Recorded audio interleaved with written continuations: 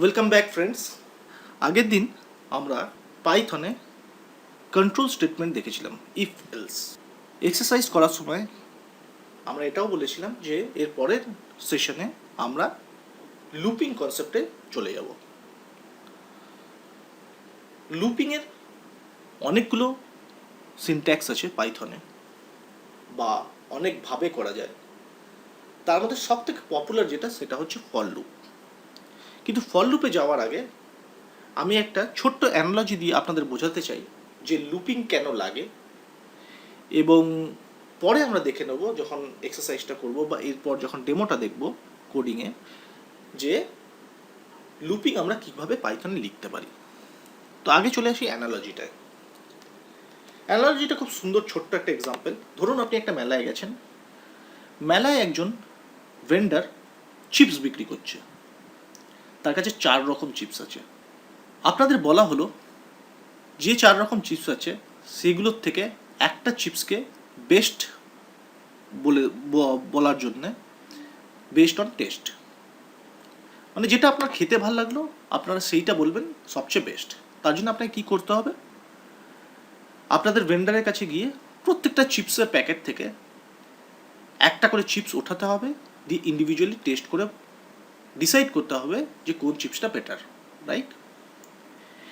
এই যে আপনাদের প্রত্যেকটা চিপসের জাজ করার জন্য প্রত্যেকটা চিপসকে একবার করে টেস্ট করতে হচ্ছে, and there are multiple chips, right? More than one. So 4 রকম চিপস আছে। সো এই যে মাল্টিপল চিপসকে আপনারা টেস্ট করছেন ওয়ান অ্যাট এ টাইম, এইটাকেই বলা হয় হচ্ছে লুপিং। পাইথনেও এটা খুব লাগে। ধরুন আপনাদের একটা লিস্ট অফ ডেট আছে, অর ডেজ আছে, যেরকম Saturday, Sunday, Monday, Tuesday, Wednesday etcetera. আপনাদের যদি বলা হয় যে only give me the names of the days which is a weekday, মানে Monday, either Monday, Tuesday, Wednesday, Thursday or Friday. এটাকে যদি করতে হয় তাহলে আমাদের এইরকমভাবে একটা লুপ চালাতে হবে, দিয়ে প্রত্যেকটা আইটেম চেক করতে হবে যে এটা কোন ডে। যদি সেটা উইকডে হয় তাহলে আমরা প্রিন্ট করব উইকডে, এলস আমরা প্রিন্ট করব নট আ উইকডে। সো লুপিংয়ের অ্যানালজিটা আপনাদের আশা করি বুঝতে কোনো অসুবিধা হয়নি। মাল্টিপল ডেটার ওপরে যদি আমাদেরকে কোনো ডিসিশন মেক করতে হয় তখন আমাদের লুপ লাগে। সো চলে আসি আমাদের ডেমো কোড সেশনে। আমি জুপিটার নোটবুক অলরেডি রান করে নিয়েছি। এখানে এসে আমি একটা নতুন নোটবুক স্পান আপ করে নেব।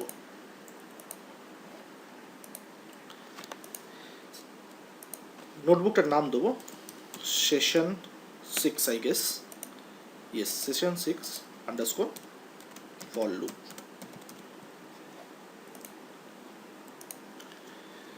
সো ফর লুপ আপনারা আশা করি বুঝতে পেরেছেন কনসেপ্টটা কি। সিনট্যাক্সটা যদি চলে আসি, সিনট্যাক্সটা একদম plane English.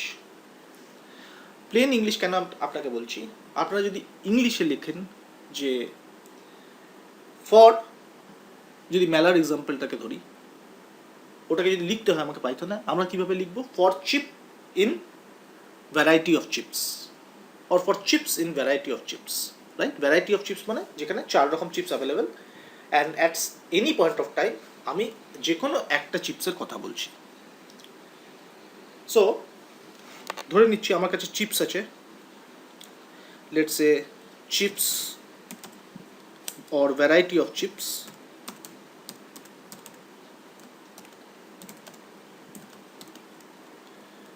Is equal two, আমি এটা একটা স্ট্রিংয়ের মধ্যে লিখে দিচ্ছি, চিপস 1, চিপস 2, চিপস 3, চিপস 4। এবার আমি যদি লিখি কোনো একটা পয়েন্ট অফ টাইমে যদি আমাকে যে কোনো একটা চিপ টেস্ট করতে বলে, পাইথনে সেটা সিনট্যাক্সটা হলো ফর চিপস ইন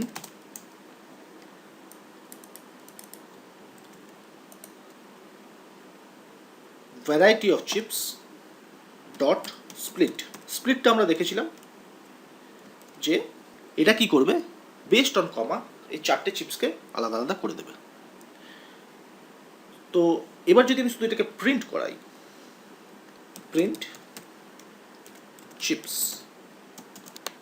তাহলে আপনারা দেখতে পাচ্ছেন চিপস 1, সরি এখানে চপস হয়ে গেছে, এটা একটা এটাকে চেঞ্জ করে নিই, চিপস, ইয়া চিপস 1, চিপস 2, চিপস 3, চিপস 4।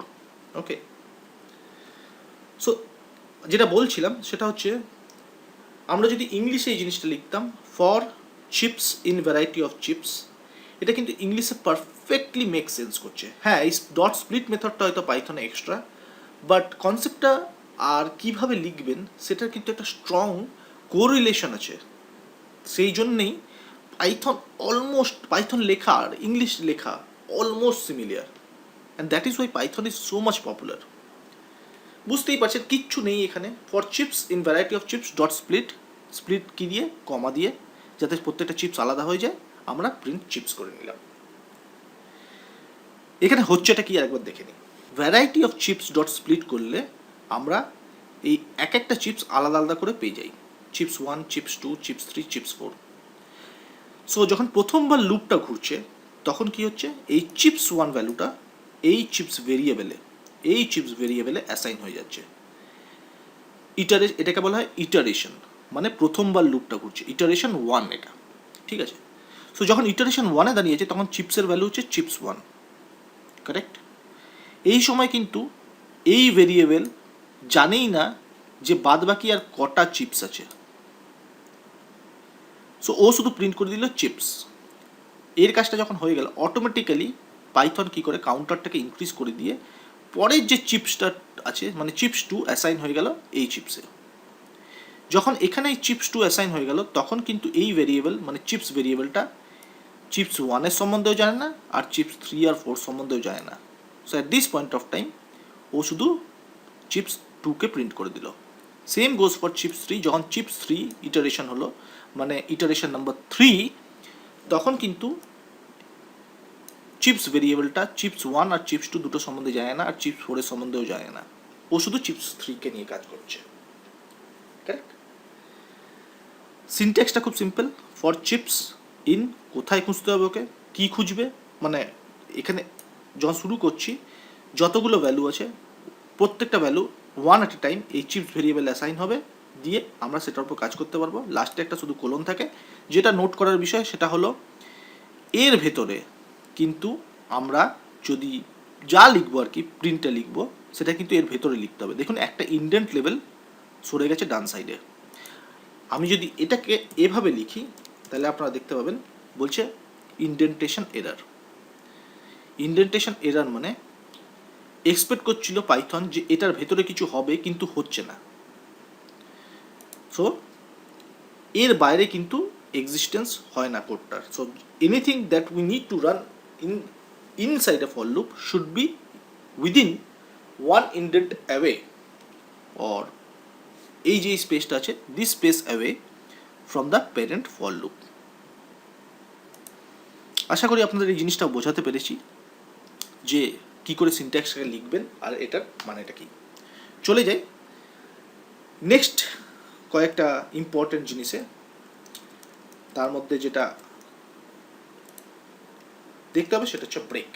আচ্ছা, যদি আমরা ব্রেক দেখি, ব্রেকটা কেন লাগে আর কিভাবে আমরা ইউজ করব। ধরুন আপনারা এই চিপসটা খেতে খেতে আপনারা প্রিন্ট করছেন, ধরুন এভাবে টেস্টিং চিপ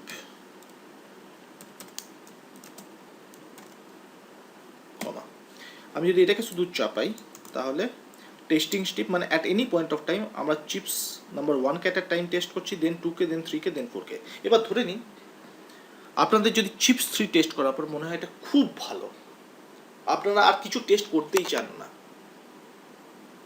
তাহলে এটাকে কি করে করব। সো কন্ডিশনটা হলো চিপস 3 আপনাদের এতটাই ভালো লেগে গেছে যে চিপস 4কে আমরা আর টেস্টই করতে চাই না। সেরকম যদি কন্ডিশন হয় তখন আমরা কি করব,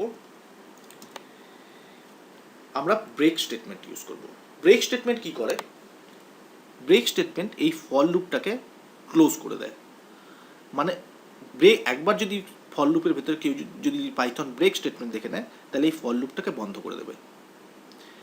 দেখে নিই এটা ডেমোটা।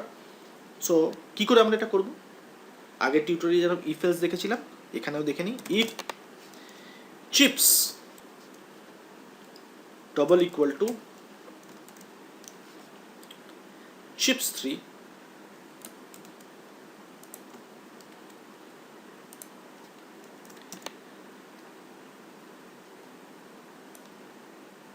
এটাকে উপরে করে দিই, কারণ টেস্ট তো আগে করব তারপর ডিসাইড করব। If chips double is equal two chips 3 print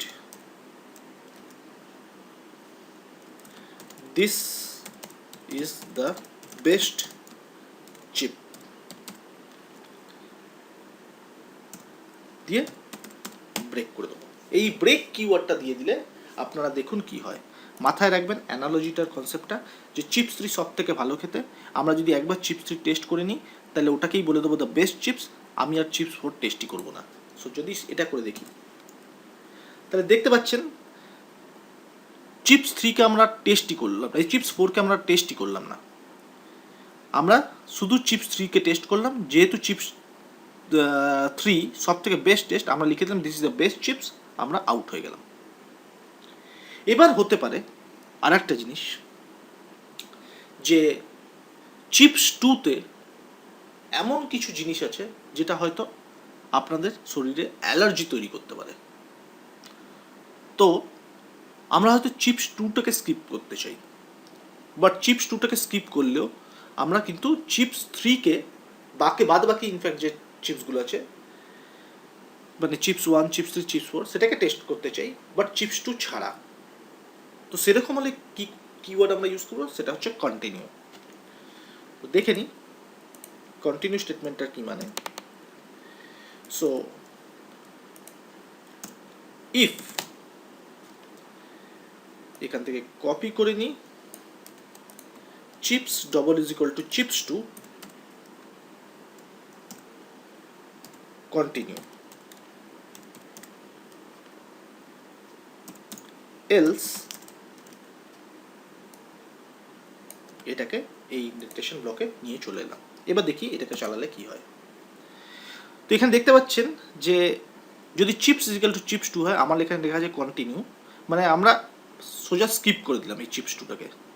so প্রথমবার যখন ইটারেশন চললো চিপস 1, এই চিপসে চিপস 1 আছে, এই কন্ডিশনটাকে চেক করলো চিপস 1 কি ইজ ইকুয়াল টু চিপস 2, বললো না, তাইলে এলসে যাও। তাহলে এলসে গিয়ে কী হলো, আমরা প্রিন্ট করলাম টেস্টিং চিপস চিপস 2। এবার কি চেক করছি, ইফ চিপস ইজ ইকুয়াল মানে chips 1 is double is equal two chips 3, সেটাও ট্রু নয়, সেই জন্য ও চলে গেল নেক্সট ইটারেশনে। নেক্সট ইটারেশনে আমরা কী পাচ্ছি, চিপস 2। চিপস 2 যখন আমরা পেলাম তখন আমরা কি বললাম, আমরা চিপস 2 টেস্ট করতে চাই না, তার কারণ হচ্ছে এমন কিছু তার মধ্যে ইনগ্রিডিয়েন্টস আছে যেটা খেলে আমাদের অ্যালার্জি হবে। সো আমরা এটাকে সোজা, এই কন্ডিশনটা ট্রু হলো, আমরা এটাকে সোজা কন্টিনিউ লিখে কী করলাম, পরের ইটারেশনে চলে গেলাম। পরের ইটারেশনে চিপস 3 এলো। যখন চিপস 3 এলো আমরা এখানে আবার চেক করলাম চিপস 3 কি double is equal two chips 2, এটা না। সো এলস পার্টে গেলাম, দিয়ে প্রিন্ট করছে টেস্টিং চিপস চিপস 3, এই জিনিসটা প্রিন্ট হয়েছে। দিয়ে আমরা কি করলাম, if chips double is equal two chips 3 মানে এই কন্ডিশনটা ট্রু হলো, আমরা কি করলাম, প্রিন্ট আউট করে দিলাম যে হ্যাঁ এটা এত ভালো টেস্ট, এর মতো আমি আর টেস্ট খাইনি জীবনে, সেই জন্য এই চিপসটাই আমাদের কাছে বেস্ট, আমরা আর কিচ্ছু টেস্ট করতে চাই না। ব্রেক দিয়ে এই ফর লুপটাকেই ভেঙে দিলাম। সো ব্রেক আর কন্টিনিউর মধ্যে আপনারা ডিফারেন্সটা বুঝতে পারছেন। কন্টিনিউ ইউজ হয় যখন আমরা কোনো পার্টিকুলার আইটেমকে স্কিপ করতে চাই, ব্রেক মানে হচ্ছে আমরা আমাদের ম্যাচ পেয়ে গেছি, আমরা আর কিন্তু এগোতে চাই না ফর লুপে। এই দুটো কনসেপ্টই খুব ইম্পর্টেন্ট। এছাড়া যেটা আপনাদের দেখানোর আছে, যে আমরা এতক্ষণ এই স্ট্রিংস নিয়ে কাজ করছিলাম, তো ধরে নিন আপনাকে যদি বলা হয় যে নাম্বার সেটকে নিয়ে কাজ করতে, বা আপনাদের হয়তো একটা এমন ফাংশন লিখতে হবে যেটাতে কি হবে, যে আমরা ইটারেট করব ফ্রম নাম্বার 1 টু নাম্বার 10 আর দিয়ে প্রত্যেকটা নাম্বারকে প্রিন্ট করব। তো এটা কি করে আমরা করতে পারি, তার জন্যে আমাদের একটা স্পেশাল ফাংশন আছে যেটাকে বলা হয় রেঞ্জ। দেখে নিন রেঞ্জ ফাংশনটা কীরকম। সো ফর লুপ লিখবো আগে, ফর নাম্বার ইন রেঞ্জ 1,11। আমি এখানে 11 কেন লিখলাম এটা রান করলে আপনারা বুঝতে পারবেন। প্রিন্ট নাম্বার, দেখতে পাচ্ছেন এখানে লাস্ট যে ডিজিটটা প্রিন্ট হলো সেটা হচ্ছে 10। সো অবভিয়াসলি এখান থেকে আপনারা এটাই মানে বুঝতে পারছেন যে লাস্ট যে ডিজিটটা আছে সেটা কিন্তু ইনক্লুড হয় না। সো আমাকে যদি এরকম করতে হয় যে 10 বার আমাকে লুপ চালাতে হবে, আমাকে কিন্তু এই যে ফাইনাল ভ্যালুটা আছে তার মানে আমাদের যে এক্সট্রিম ভ্যালুটা আছে তার সঙ্গে 1 অ্যাড করে দিতে হবে। বাট প্রথম ভ্যালুটা কিন্তু অলওয়েজ ইনক্লুড হয়। এটা কোথায় লাগতে পারে আপনাদের? ধরুন আপনারা একটা স্ট্রিং আছে, ধরে নিচ্ছি my string is equal to Python boot camp.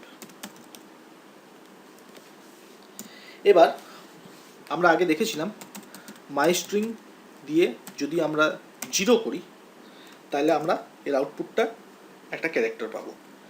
Similarly এটাকে যদি 1 করি আমরা এরকম একটা ওয়াই পাবো, ঠিক আছে? সো লেন্থ অফ মাই স্ট্রিংটা একসাথে ছিল, আমরা কি করে পেয়ে যাব? এলিয়েন মাই স্ট্রিং দিয়ে লিখলাম print length of my string. So 14 বলছে, তো আমরা দেখে নিই এখানে 14 কোথায়? 1 2 3 4 5 6 7 8 9 10 11 12 13 14, কারেক্ট? কিন্তু আমরা কিছুক্ষণ আগে দেখলাম পি এর ইন্ডেক্স পজিশন 0, রাইট? সো আমাকে যদি অ্যাক্সেস করতে হয় পিটাকে, শুধু প্রথম পিটাকে, তাহলে আমরা আরেকবার আপনাদের করে দেখিয়ে দিই। মাই স্ট্রিং 0 দিলে কিন্তু পি আসবে। মাই স্ট্রিং আমরা 1 থেকে এখানে স্টার্ট করতে পারবো না, 1 দিয়ে যদি আমি স্টার্ট করি তাহলে কিন্তু সেকেন্ড লেটারটা আমরা পেয়ে যাচ্ছি। সো এটা যদি লেন্থ 14 হয় আর এটা যদি মানে আমরা যখন কাউন্ট করছি 14 তখন 1 থেকে স্টার্ট করছি, যখন ইন্ডেক্স করছি তখন 0 থেকে স্টার্ট করছি, তাহলে অবভিয়াসলি লাস্ট যে ক্যারেক্টারটা আছে এটা যদি আমি 13 করি তাহলে আমরা লাস্ট ক্যারেক্টারটা পেয়ে যাব, একটা করে কমে যাচ্ছে। তো এবার যদি বলা হয় যে আমাকে ইন্ডেক্স দিয়ে প্রত্যেকটা ক্যারেক্টারকে প্রিন্ট করাতে, আমরা কি করে করব চলুন দেখে নিই। ফর ইন্ডেক্স নাম ইন রেঞ্জ 0, এই 0টা অপশনাল কারণ বাই ডিফল্টও 0 থেকে স্টার্ট হয়, বাট গুড প্র্যাকটিস হলো আপনারা এটা অলওয়েজ লিখে নিন। লেন और আমার তো আগে হয়েছিল লেন্থ অফ মাই স্ট্রিং বা জোগাড় করা ছিল। So length of my string হচ্ছে 14। সো 14 যে ইন্ডেক্সটা আছে ওটা কিন্তু ইনক্লুড হবে না, লুপটা ঘুরবে শুধু টিল 13। সো আগে আমি দেখিয়েছিলাম 13 যে ইন্ডেক্সটা ছিল সেটা হচ্ছে এই ছোট্ট পিটা। Print my string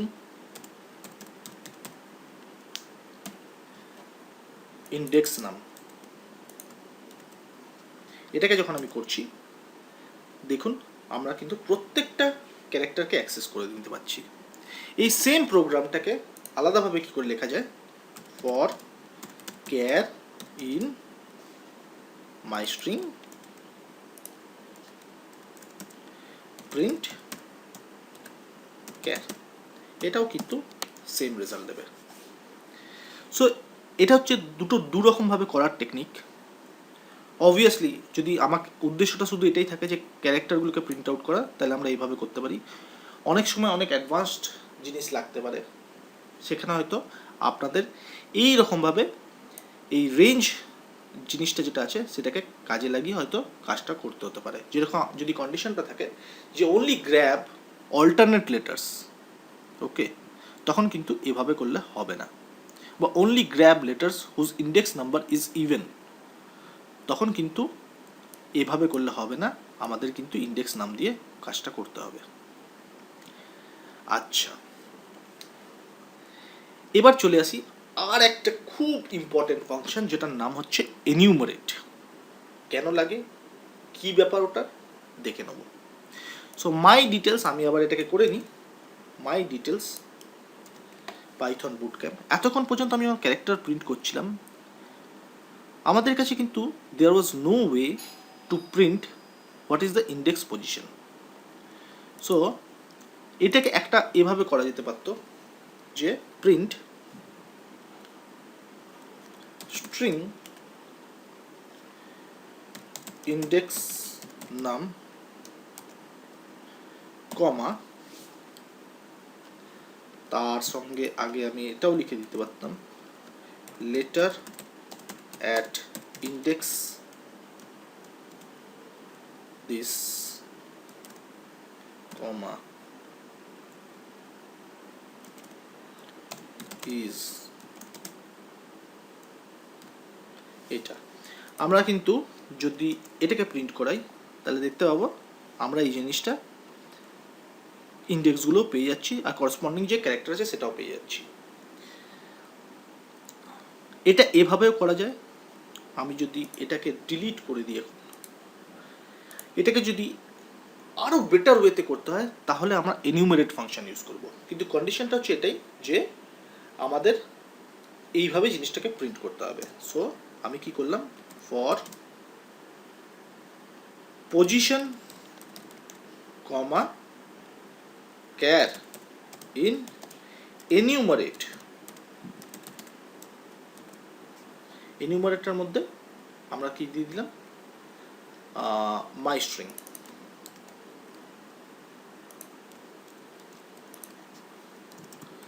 print letter at comma string position comma is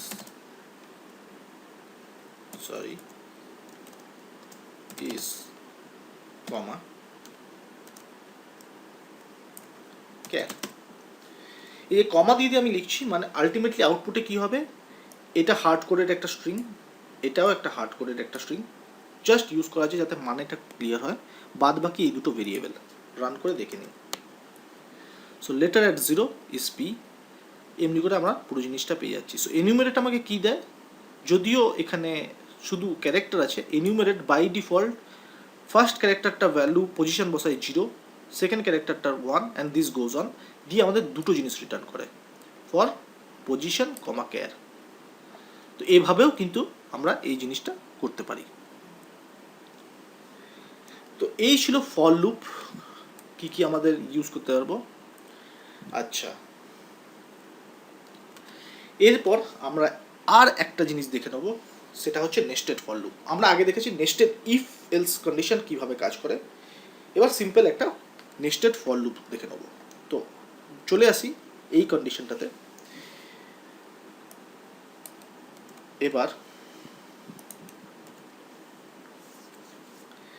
এটা যখন আমরা করছিলাম তখন আমরা কি পাচ্ছিলাম, testing chips, this is the best chips, ঠিক আছে, এইভাবে আমরা আউটপুটটা পাচ্ছিলাম। এবার যদি এরকম করতে হয়, এই প্রিন্ট স্টেটমেন্টটার পরে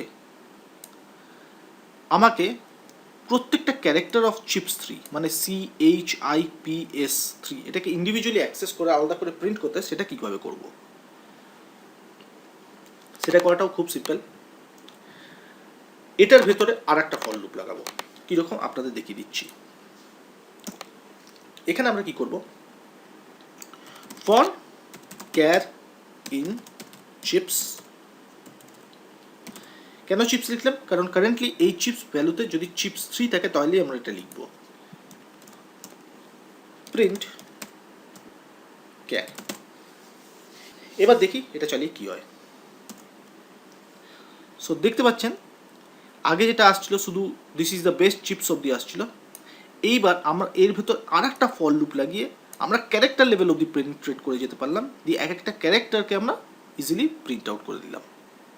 সো এইভাবে একটা ফল লুপের ভেতরে আরও মাল্টিপল ফল লুপ থাকতে পারে, কিন্তু যেটা মাথায় রাখতে হবে সেটা হচ্ছে ইনডেন্টেশন লেভেল। আপনি যদি এটাকে ফলো করছেন তাহলে দেখুন প্রথম যে মেইন ফল লুপটা আছে সেটার ইনডেন্টেশন লেভেল কিন্তু ভেতরে যে কন্টেন্টসগুলো আছে সেটার থেকে একদম আলাদা। এরপর আমাদের ইফ এলস চলে আসে, হাজব্যান্ড ওয়াইফ দুজন একসাথে থাকে এক ইনডেন্টেশন লেভেলে, সেই জন্য এই দুটো ইনডেন্টেশন লেভেল এক। কিন্তু ইফের ইনডেন্টেশন লেভেল মানে হাজব্যান্ডের যে ভেতরে যে কন্টেন্টস থাকবে সেটার ইনডেন্টেশন লেভেল এটা এখানে মেনটেন করা হচ্ছে, আর এলস মানে ওয়াইফ যেটা আছে তার যে ইনডেন্টেশন লেভেল সেটা কিন্তু এখানে মেনটেন করা হচ্ছে। এখানে আমরা আবার আর একটা ইফ ইউজ করেছি, সেই জন্য তার ভেতরের কন্ডিশনগুলো কিন্তু আর একটা ইনডেন্টেশন লেভেল অ্যাওয়ে। ফাইনালি এর ভেতর আর একটা ফল লুপ আছে যেটার indentation level one step away. So indentation লেভেলটাকে আপনাদের আর একটু প্র্যাকটিস যদি করেন নিজে থেকে, আমি যে এক্সাম্পলগুলো করে যাচ্ছি আপনারা যদি এটাকে আরও 2-3 বার প্র্যাকটিস করেন আপনাদের কাছে আরও ক্লিয়ার হয়ে যাবে। যত এরর দেখতে পাবেন আপনাদের কাছে আসবে আপনাদের যখন প্র্যাকটিস করবেন তখন কিন্তু এই জিনিসগুলো আরও স্মুথ হয়ে যাবে। এবার চলে আসি এক্সারসাইজে। প্রত্যেকটা টিউটোরিয়ালে আমরা যেরকম এক্সারসাইজ করি এটাতেও একটা এক্সারসাইজ করব। এক্সারসাইজটা এখানে খুব সিম্পল, লিখে দিই জবটা কি। টাস্ক হচ্ছে loop over numbers from 1 to 50 and print only the even numbers। এটাকে আমরা কি করে করব? এটাকে চাইলে আর একটু কমপ্লেক্স করা যেতে পারে, বাট আমি এখানেই ছেড়ে দিচ্ছি। তাও যদি যাদের ইন্টারেস্ট আছে তারা যদি করতে চাইছেন তাহলে আমরা কি করব, সেটা হচ্ছে if the number is odd print each digit in a separate line.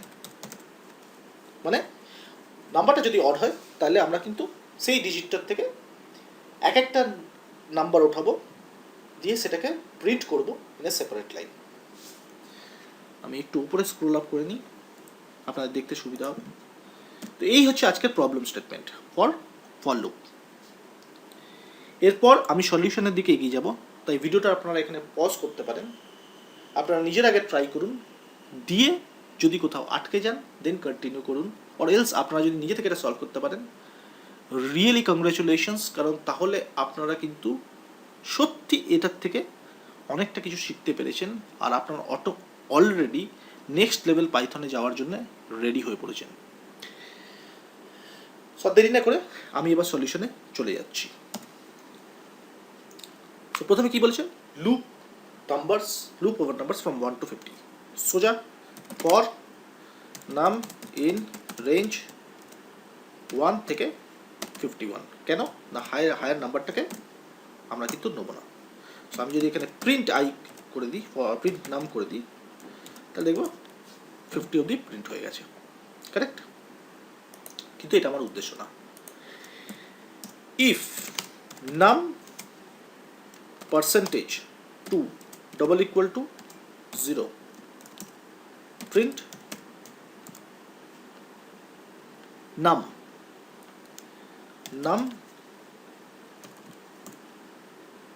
string num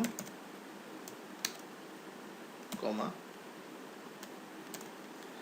is an even number।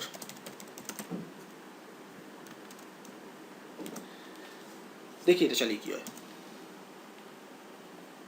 এখানে কিন্তু 2, 4, 6, 8, 10 অনলি ইভেন নাম্বারগুলোকে ও বেছে নিচ্ছে, কারেক্ট। এলস মানে আমাদের এই অবধি হয়ে গেল, print only the even numbers. Else এখানে কি লিখব, এলস যদি অড নাম্বার হয় then print each digit in a separate line. তার জন্য আমাদের কি করতে হবে, আমরা এখানে নাম্বারটা ইন্টে পাচ্ছি, এটাকে আগে স্ট্রিংয়ে কনভার্ট করতে হবে। তার মানে স্ট্রিং নাম ইজ ইকুয়াল টু str নাম, ঠিক আছে। Print string or let's say print string num 0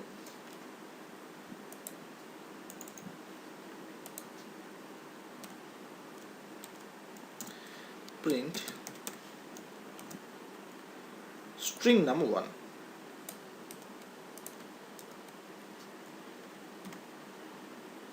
এটা কেন করলাম? তার কারণ হচ্ছে প্রথমে আমি কি করলাম, এই যে নাম্বারটা ধরুন, ওকে এখানে একটা প্রবলেম হতে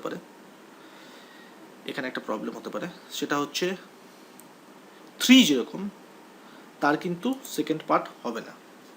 তো আমি এখানে কি করে নিই, ইফ লেন স্ট্রিং নাম গ্রেটার দেন 1, তাহলে প্রিন্ট স্ট্রিং নাম। ঠিক আছে, কেন এটা করলাম? ধরুন 3 এর একটাই ডিজিট আছে। আচ্ছা, আগে প্রথমে ডিসকাস করি এটা কী করলাম। আমি প্রথমে নাম্বারটাকে স্ট্রিংয়ে কনভার্ট করলাম। সো স্ট্রিংয়ে যদি আমি কনভার্ট করি, তাহলে যে 2 ডিজিট নাম্বারগুলো আছে, যেমন 26 অর 27, হ্যাঁ, তো 27-এর ক্ষেত্রে কী হবে, এটা স্ট্রিংয়ে কনভার্ট হয়ে যাবে। দিয়ে আমি প্রথম বা ইন্ডেক্স ওটাকে অ্যাক্সেস করছি, প্রথম ডিজিটটাকে, স্ট্রিং নাম 0, যেটা হবে 2। দিয়ে আমি চেক করছি যে স্ট্রিং নামের লেন্থ গ্রেটার দ্যান 1 কিনা। কারণ যদি ধরুন শুধু একটা সিঙ্গেল ডিজিট নাম্বার হয় 3, সেক্ষেত্রে কিন্তু ও পরেরটাকে খুঁজে পাবে না। কারেক্ট, পরেরটাকে খুঁজে পাবে না। সেই জন্য আমি কন্ডিশন চেকিংটা দিলাম, যদি কোনো পরের ডিজিট থাকে তাহলে ও প্রিন্ট করবে। তো আমি এটাকে এবার সুন্দর চালিয়ে নেব। দেখুন আউটপুটটা দেখুন, প্রথমে কি প্রিন্ট আউট করলো, just a minute, 1 else string name, ওকে। তো প্রথম যখন 1 এলো তখন কিন্তু এই কন্ডিশনটা ফলস, এলস কন্ডিশনে ঢুকলো, দিয়ে এই প্রথম পজিশন মানে 1টাকে প্রিন্ট করলো অ্যাট ইন্ডেক্স 0, দিয়ে চেক করলো এটা কি গ্রেটার দ্যান 1 না, সেই জন্যে এই কন্ডিশনটা এক্সিকিউট হলো না। পরের যখন 2তে এলো তখন দেখলো হ্যাঁ এটা তো একটা ইভেন নাম্বার, দিয়ে এটাকে প্রিন্ট আউট করে দিল। এবার যদি আমি কোনো ডবল ডিজিটে যাই, যেমন 20 is an even number, 21 is not, so ও 2 আর 1 দুটোকেই প্রিন্ট করলো। এইভাবে দিস উইল কন্টিনিউ টিল 50। আশা করি এই এক্সারসাইজটা আপনাদের ভালো লেগেছে। পরের টিউটোরিয়ালে আমরা ওয়াইল লুপে চলে যাব। ফর লুপের যেরকম একটা kind of loop, while loop আর এক রকমের লুপিং। তারপর আমরা আরও কিছু ডেটা টাইপ নিয়ে ডিসকাস করে নেব। Thank you for watching this video. দেখা হচ্ছে পরের টিউটোরিয়ালে।